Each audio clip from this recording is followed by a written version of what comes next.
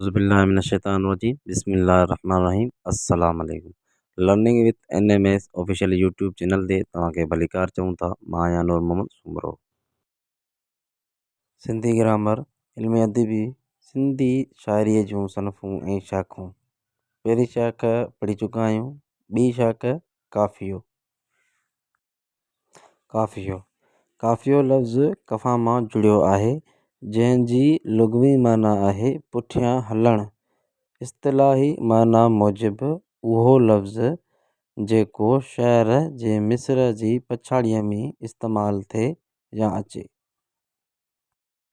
काफ़िये वारा लफ़्ज़ हिक ॿिए खां मुख़्तलिफ़ हूंदा आहिनि, पर संदुनि आवाज़ ऐं उचार साॻियो ऐं हिक जहिड़ो निकिरंदो आहे।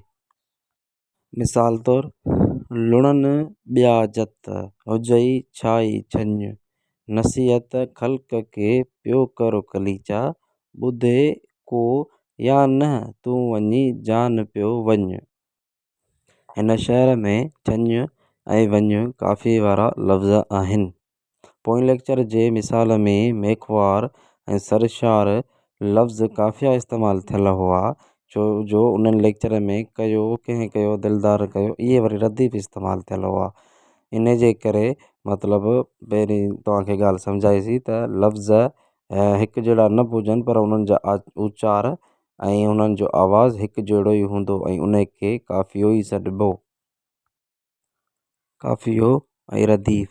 रदीफ़ हमेशह काफ़िये खां पोइ इस्तेमालु थींदो आहे।